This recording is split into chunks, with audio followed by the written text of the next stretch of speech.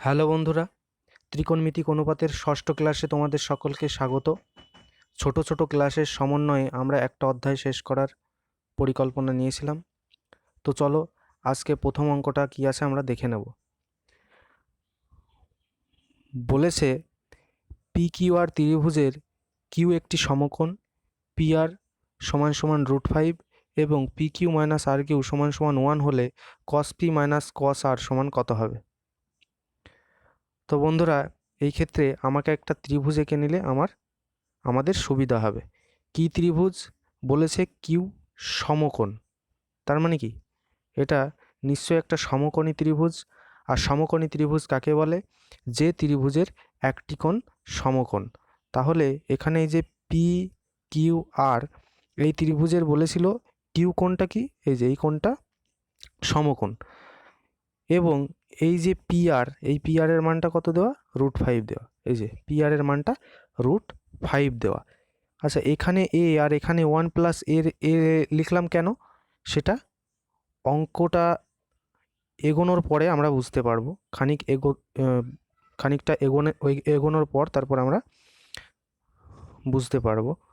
তো দেখো, এখানে পি আর এর মান √5 দেওয়া আছে। পি কিউ মাইনাস আর কিউ এর মান, এই যে পি কিউ মাইনাস আর কিউ 1 দেওয়া ছিল। তাহলে এখান থেকে আমি লিখতে পারি, এই যে এই সমীকরণটা থেকে পি কিউ মাইনাস আর কিউ সমান সমান যে 1 দেওয়া আছে, এই সমীকরণটা থেকে আমি বলতে পারি পি কিউ সমান সমান 1 + আর কিউ। পি কিউ সমান সমান 1 + আর কিউ। কারণ কি, পি কিউটা তো সমান সমানের বাঁ দিকে আছে, পি কিউটা রাখলাম।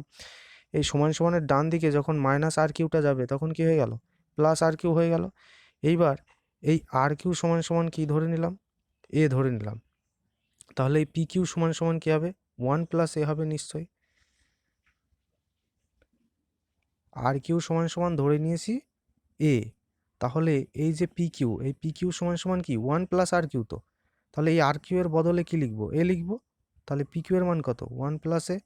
তাহলে সেইটাই এখানে লেখা হয়েছে যে পি কিউ সমান সমান 1 + এ, আর কিউ সমান সমান এ ধরে নিয়েছিলাম।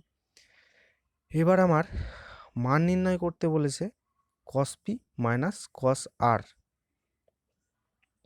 দেখো, কস থেটা মানে আমরা কি জানতাম?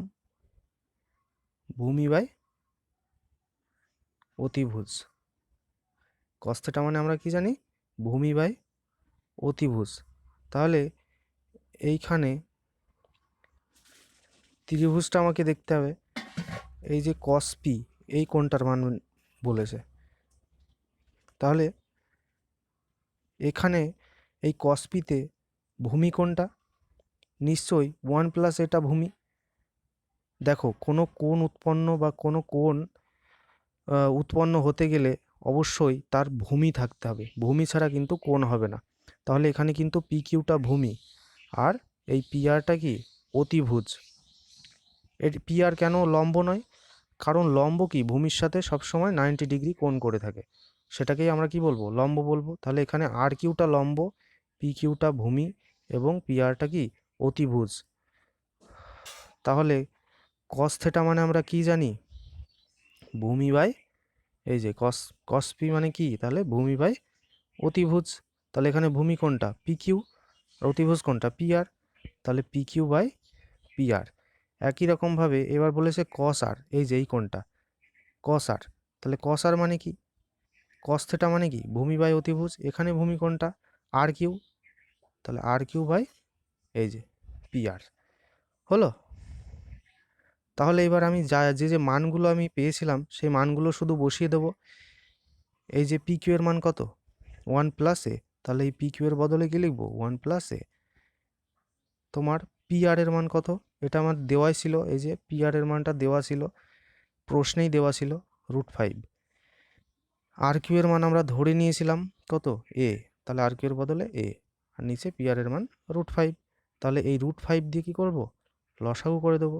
তাহলে লসাগু করলে ওপরে কি থাকবে? 1 + এ মাইনাস এ। এই এ কেটে যায় প্লাস মাইনাসে। তাহলে পড়ে থাকে কি? 1/√5। এটাই আমাদের কি? অ্যান্সার। নেক্সট অঙ্কটা দেখে নেবো বন্ধুরা। বলেছে ট্যান থেটা সমান n/m হলে সেক এই সরি ট্যান এ সমান সমান এন বাই এম হলে সেকের মান কত? এটা একদমই সহজ অঙ্ক। দেখো আমরা একটা সূত্র জানতাম, sec square theta minus tan square theta সমান সমান 1। সেই সূত্রটা থেকে sec square theta minus tan square theta, এই সূত্রটা থেকে আমরা সেক থেটা তোমার সমান সমান লিখতে পারি √1 প্লাস ট্যান স্কোয়ার থেটা, তাই না?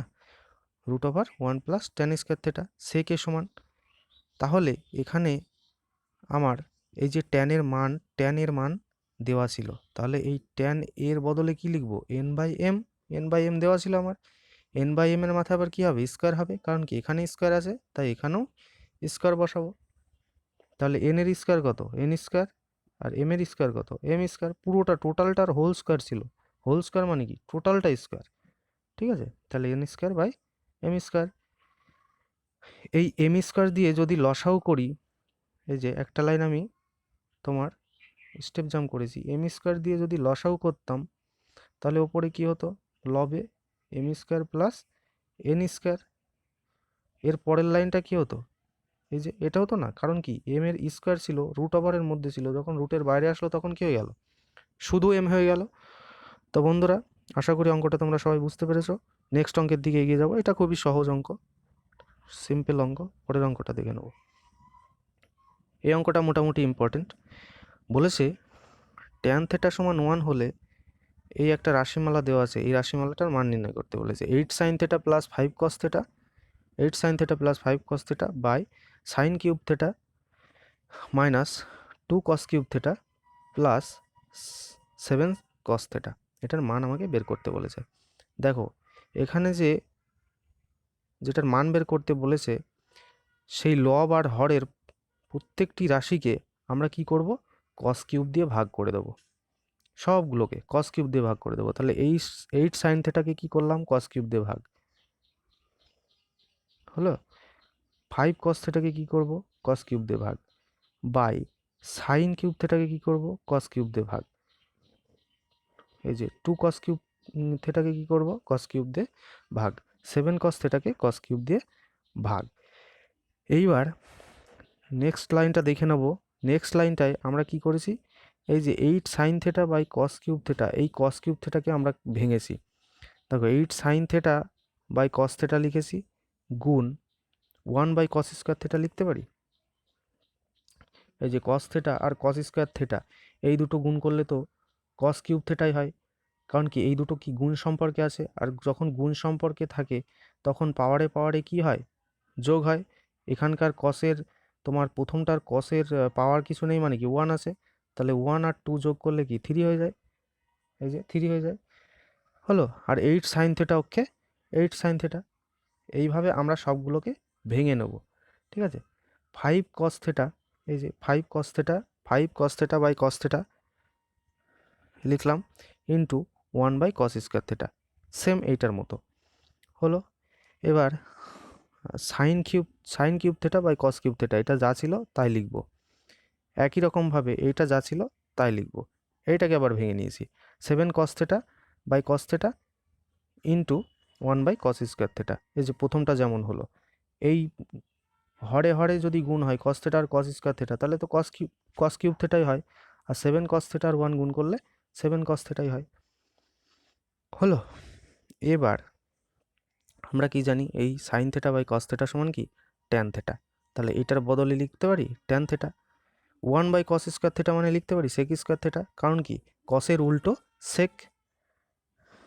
আমরা সূত্রগুলো যখন করেছিলাম, এই কস থেটা কেটে গেল, তাহলে শুধু পড়ে থাকবে কি 5। 1 বাই কস স্কোয়ার থেটাকে লিখতে পারি সেক স্কোয়ার থেটা, কারণ কসের উল্টো সেক। এবার হরে দেখবো আমরা এই sine cube theta by cos cube theta, এটাকে লিখতে পারি ট্যান কিউব থেটা, কারণ sine theta by tan theta সমান আমরা কি জানি? এই sine theta by cos theta সমান আমরা কি জানি? Tan theta. তাহলে যেহেতু আমার এখানে কিউব আছে, তাহলে এই ট্যানের মাথায়ও কিউব হবে। কস কিউব থেটা কেটে গেল, পড়ে থাকলো কি 2 বসিয়ে দিলাম। কস থেটা কেটে গেল, পড়ে থাকলো কি 7। 7 বসিয়ে দিলাম। 1/cos স্কয়ার থিটাকে লিখতে পারি sec স্কয়ার থিটা। নেক্সট লাইনটা দেখে নাও, পরবর্তী লাইনটা। তাহলে এই যে sec স্কয়ার থিটাকে আমরা লিখতে পারি 1 + tan স্কয়ার থিটা, ওই যে সেই সূত্রটা থেকে sec square theta minus tan square theta সমান সমান যে 1, সেই সূত্রটা থেকে আমরা লিখতে পারি এই sec স্কয়ার থিটার বদলে লিখতে পারি 1 + tan স্কয়ার থিটা। একই রকমভাবে এখানে sec স্কয়ারটার বদলে 1 + tan স্কয়ার থিটা, এই দুটো যা ছিল তাই বসে গেল। এই sec স্কয়ার থিটার বদলে 1 + tan স্কয়ার থিটা। তাহলে দেখো আমার সবগুলো কিন্তু tan চলে এসছে, আর আমার কি এই যে ট্যানের মানটাই দেওয়া ছিল। তাহলে এবার আমি মানগুলো বসিয়ে দেবো। তাহলে এই ট্যান থিটা, তাই তো, এই ট্যান থিটার জায়গায় কি লিখবো 1, কারণ ট্যান থিটার মান 1 দেওয়া ছিল। ট্যান স্কোয়ার থিটা, তাহলে 1-এর স্কোয়ার করলে কি 1ই হয়, সেই জন্য সরাসরি আমি 1 লিখে দিয়েছি। কিন্তু বন্ধুরা যদি এখানে ট্যান থিটার মান 3 থাকতো তাহলে কিন্তু আমাকে এখানে 3-র স্কোয়ার লিখতে হতো, ঠিক আছে। যেহেতু এখানে 1 আছে তাই 1-এর স্কোয়ার যেহেতু 1 হয় তাই আমি 1ই লিখে দিলাম, সরি। এই যে এখানেও তাই, ট্যান স্কোয়ার থিটা আছে, তাহলে ট্যান স্কোয়ার থিটা, ট্যানের মান কত দেওয়া ছিল, ট্যান থিটার মান 1 ছিল, তাহলে 1-এর স্কোয়ার 1ই হয়। ট্যান কিউব থিটা আছে, তাহলে ট্যানের মান দেওয়া ছিল 1, তাহলে 1-এর কিউব করলে 1ই হয়। 2 ছিল 2 বসে গেল, 7 ছিল 7 বসে গেল, ট্যান স্কোয়ার থিটা মানে 1। এবার এগুলো সব গুণ করেছি, 8 অক্ষে, সরি,